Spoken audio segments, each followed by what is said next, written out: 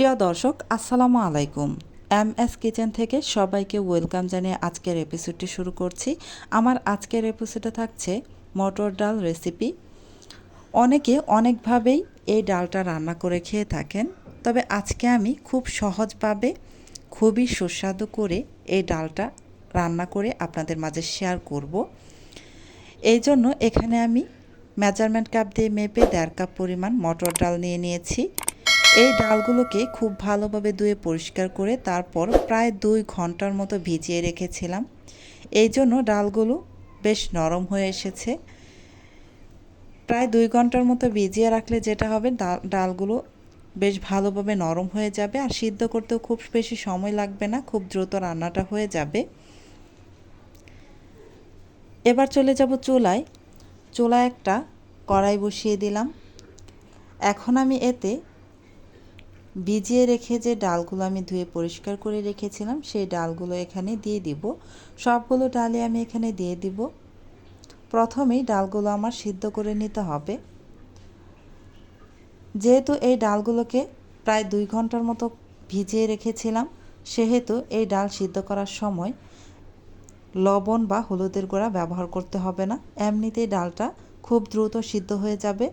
আমি এখানে পর্যাপ্ত পরিমাণ পানি দিয়ে দিলাম। এবার আমি ডালটাকে সিদ্ধ করে নিব। বেশ কিছুক্ষণ পর দেখতে পাচ্ছেন ডালে বলক চলে এসেছে। কিছুক্ষণ সিদ্ধ করে নিয়েছি। একটু চেক করে নিচ্ছি ডালটা সিদ্ধ হয়েছে কিনা। বেশ ভালোভাবে এখনও সিদ্ধ হয়নি। ডালটাকে বেশ ভালোভাবে সিদ্ধ করে নিতে হবে, তাই আমি আরও কিছুক্ষণ অপেক্ষা করব। আরও কিছুক্ষণ পর আমি আবারও একটু ডালটাকে চেক করে নিব ডালটা সিদ্ধ হয়েছে কিনা। এই তো হালকা করে চাপ দিলেই ডালটা একদম গলে গিয়েছে, দেখতেই পেয়েছেন।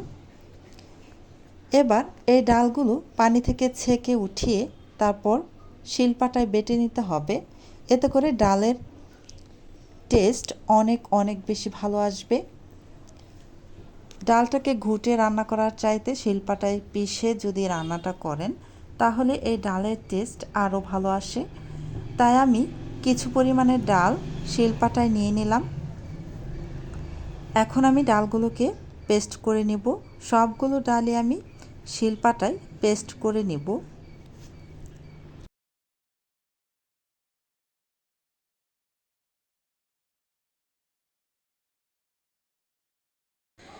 সবগুলো ডাল আমি পেস্ট করে নিয়েছি। আর ডালের যে অবশিষ্ট যে পানিটা ছিল, আমি যেই পানিতে সিদ্ধ করেছিলাম সেই পানিটা ফেলে দিইনি। সেই পানির মধ্যে আমি ডালগুলোকে আবারও দিয়ে দিয়েছি।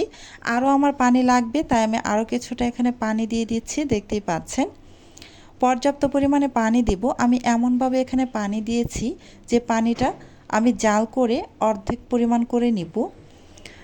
এখানে আমি এবার দিয়ে দিচ্ছি কাঁচামরিচের ফালি, রসুন কুচি, পেঁয়াজ কুচি। আমি আমার প্রয়োজন মতো এখানে দিয়ে দিয়েছি। পেঁয়াজের পরিমাণ আর রসুনের পরিমাণ আপনারা আপনাদের পছন্দ মতো দিবেন। আর এখানে আমি জিরা পেস্ট দিয়েছি 1/2 চা চামচ পরিমাণ। আর দিয়ে দিব আদা পেস্ট 1/2 চা চামচ পরিমাণ। আপনারা চাইলে এখানে রসুনের কুচিটার ব্যবহার না করে পেস্টও ব্যবহার করতে পারেন, যে যেটা ইচ্ছা দিতে পারেন। এবার দিয়ে দিলাম 1 চা চামচ পরিমাণ হলুদের গুঁড়া। আর দিয়ে দিব একটি সাদা এলাচ। এলাচের মুখটা আমি একটু ফাটিয়ে দিয়েছি। এখন দিয়ে দিব 2টি দারুচিনি। আর দিয়ে দিচ্ছি তেজপাতা 1টি, মাঝখান থেকে ছিঁড়ে নিয়েছি। এখন দিয়ে দেব স্বাদ মতো লবণ। সমস্ত কিছু দেওয়া হয়ে গেছে। এবার নাড়াচাড়া করে ভালোভাবে ডাল পানির সাথে মিশিয়ে নিব। আপনারা এমনভাবে এখানে পানি অ্যাড করবেন যেন আপনারা যেমন ঘনত্ব রাখতে চান তার দ্বিগুণ পানি দিবেন। আর হাফ পানি জাল করে শুকিয়ে নেবেন। এতে করে যেটা হবে, ডালের টেস্ট দ্বিগুণ বেড়ে যাবে। আমি যতটুকু পানি দিয়েছি তার অর্ধেক পরিমাণ আমি জাল করে কমিয়ে নিব।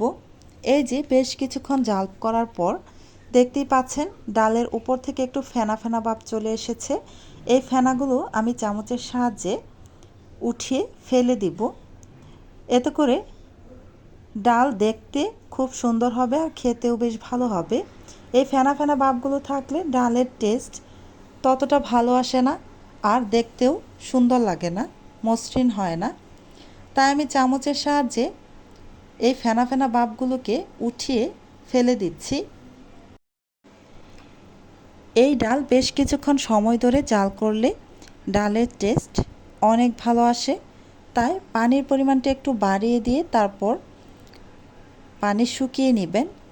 আমি যতটুকু পানি দিয়েছি তার অর্ধেক পরিমাণ পানি শুকিয়ে ফেলেছি, মানে যতটুকু ডাল আমার ছিল অর্ধেক করে নিয়েছি। দেখতে পাচ্ছেন ডাল বেশ ঘন হয়ে গেছে, একদম ঘন হয়ে যায়নি আবার খুব বেশি পাতলাও নয়।